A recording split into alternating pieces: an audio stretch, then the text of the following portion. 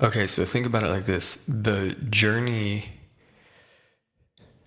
back to the remembrance of oneness. Like that the fact that an individual was able to still access the remembrance of the truth of who they are, right? At the core that we are love. At the core that there is only one. That consciousness, that non-dual state of oneness. The only way we could access it was through the obliteration of the individual, the obliteration of the personal, the obliteration of the self, the small self, which is part of the process. We call that ego death, right? That's part of the process. People experience that in psychedelics, but that's part of the process of the individual coming back, the drop going back into the ocean. Now imagine if you could maintain that complete sense of self. There's no loss of self. And that drop can go back into the ocean. That's Christ consciousness. That is the consciousness that Christ, which is a word, right? So let's look at that word, represents. That is what the word logos represents, which is the complete individualized fractal manifestation of the one. It is wholeness crystallized. It is the microcosm that's within the macrocosm, right? That 0 point, that void space, that point where infinity becomes form. That's the meaning of hierogamos, right? The union of masculine and feminine. That's what we're talking about when we're talking about, alchemy and the marriage of polarity and the reconciliation of opposites. This is all Hermeticism. This is Hermetic language, right? That system of evaluation of the phenomenology of the universe, that pathway to truth, we could say, is unified through what we call the Christ. And the Christ is in intelligence, the form of intelligence, right? So we have like sacred geometry, like intelligence, right? We can see that consciousness and is a living presence that makes sense. There's an order to this mind, right? That is manifesting life. There's a beauty. This is what we call the glory of God, that there is an order, that it makes sense, that it is perfect love, that it is just perfection. And that was the Edenic consciousness. And then we fell, and what the fall represents is the descending arc into the material dimension, the crystallization of one substance into many. And that's what alchemy is. It's finding the original substance, the prima materia, and creating the philosopher's stone. So the philosopher's stone, the Holy Grail, these things represent the unification of the personality, but there is the complete, your keeping of the individuality with the remembrance of oneness and of immortality. And so that's what alchemy was. Alchemy was essentially to turn the lead of your consciousness into gold, means you're attaining immortality. So that's what all the mystery traditions was, the point of them. The point of every mystery tradition was to go through the process of death while you were still alive, so that your individuality could reintegrate back with the source coding, and you could bring that remembrance into your waking life. That's heaven. That's what heaven on earth is, right, guys? There's no disease in that state. There's no suffering in that state. That's where your body lives up pure light. We call it the resurrection body in, Christian esotericism or Christian hermeticism, or we call that the rainbow body in, some of the Eastern traditions, the Buddhist traditions. It is a state of perfection that can be reached within the individuality, within the personhood. And we see this in great personalities like Buddha and great personalities like what the fuck?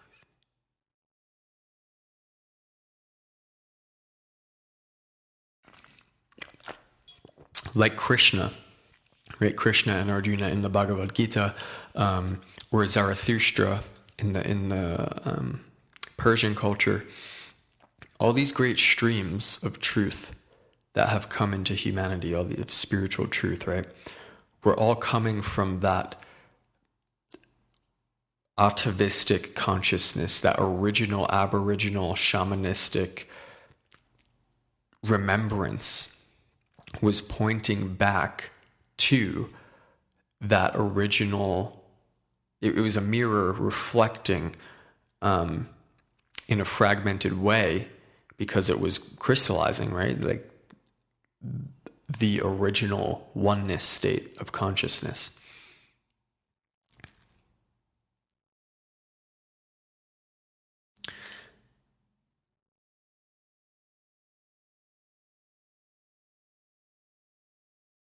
And so if you could keep the complete sense of self, right? That would be heaven on earth. That's what heaven merging with earth looks like, because it would be like we'd be all individualities, but there would be a complete remembrance of oneness. So it would be perfect harmony, right? Like the Eden consciousness, and it would be better. There's no, if the pure love intelligence ran the OS, the operating system, right? That even within free will expression, if all free will was consciously given over to Creator, that's what Christ represents, right? That's what Jesus represented. It was the complete surrender. What would it look like if a personality was actually one with the Father, was actually in a state of oneness completely, whilst maintaining their personal consciousness? He was the first human being to be the actual full 100% whole expression of that consciousness, which is what the descent of the dove represents, is what the Logos is. It's the Logos coming down. What was not of earth came to earth to transform it. What was not of the material world, which was of the cosmos, of the spiritual cosmos, came out of the spiritual worlds into the material world to perfect it, to resurrect it, to hook it back into the ascending arc, right? Because if Christ, this is why. So Rudolf Steiner talks about this beautifully, and he talks about Christianity, like Christ manifesting the incarnation of the Word, the incarnation of the Logos. That event phenomenologically, not religiously, that event phenomenologically shows the turning point of the evolution in consciousness. It's the turning point of history. That mystery, it's called the mystery at Golgotha, the mystery of the skull, which is the mystery of interiority, the mystery of the connection within the interior world between the individual and what's not of this world, the eternal, the finite and the infinite, time and eternity, individual oneness, whatever words you want to use. That process, the I am, that I am, those two things merging.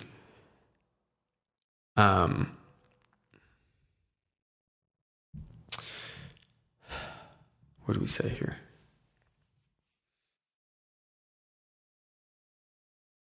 That would structurally change the external reality. That prophecy of what it would be like if that consciousness existed would be New Earth. That's what New Earth would be, okay?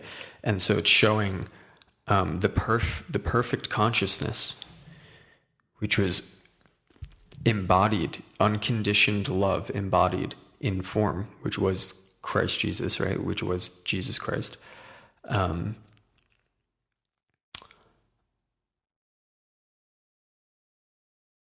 the moment when the Logos came into form, which was represented in the baptism, River Jordan, right? Which was the moment of the descent of the dove, pictured here. That event spiritualized the material realm. It spiritualized Earth. It completed. That's why it's a completed work. It's something that, like, the prototype was finished. The prototype made it. The new human OS was now manifest on Earth, and so now is accessible to anyone. And we see this with, like, we see this in consciousness. It's a phenomenon of consciousness. We see this with, things like the 4-minute mile. It's the cracking of the cosmic egg, the cracking of what's possible. Once one person hit the 4-minute mile, it was thought to be impossible, but once one person did it, now it's normal and people can hit it. And so there is this relationship again. We can see that there are new faculties that emerge within the individual expression of consciousness throughout time as the God idea, so to speak, as life is growing and changing. And we are the expression of that. And so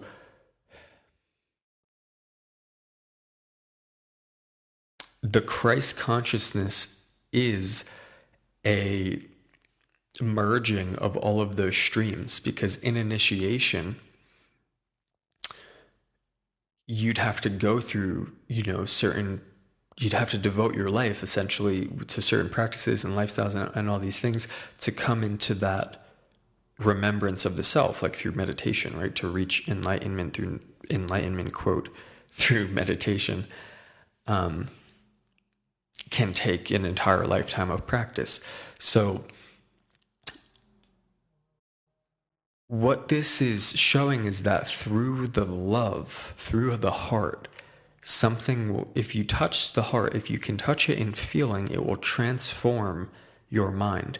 It will transform your consciousness, and you will remember, you'll wake up, and that work is done, and it's instant, and it happens in one moment, right? The remembrance happens in one moment because it's full, it's complete.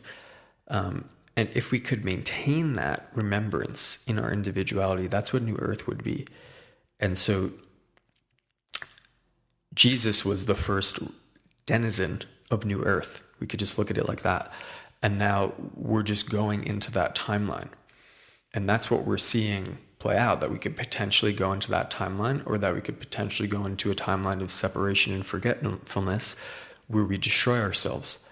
And there is a whole framework for describing that timeline, which we're seeing the apex of that is like transhumanism and artificial intelligence, which is the opposite of a spiritual intelligence. It's the representation of something completely material, a completely materialistic consciousness, right? Which is that end of the spectrum of the individual system, which is a closed loop. That's why our phone, our electronics, they're closed loops. We have to charge them.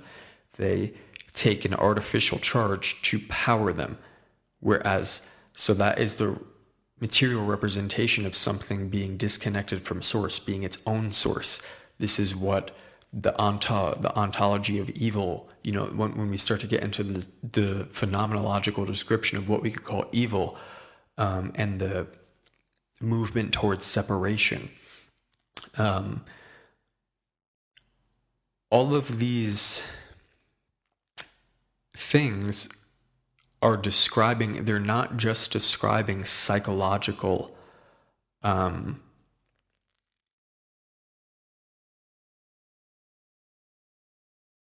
principles of the individuality. They're describing cosmic principles too, principles of how the world is evolving and developing as well. And it's actually describing the relationship between those two worlds, the individual or the subjective and the objective, we could say.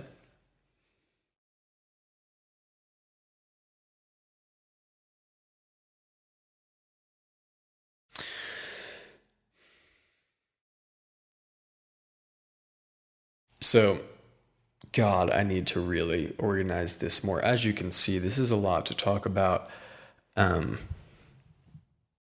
It's almost as if the remembrance of God in your heart manifests the perfect timeline. And if we were all doing that simultaneously, we would all co-create heaven on earth, right?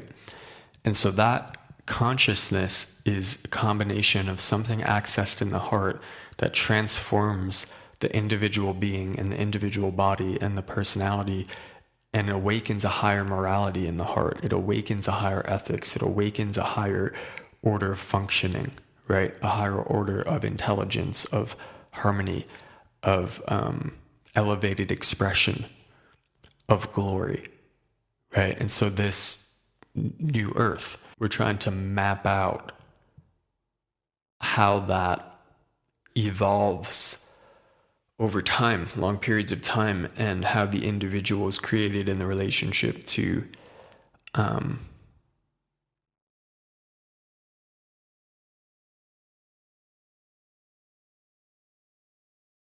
okay, we're just gonna stop.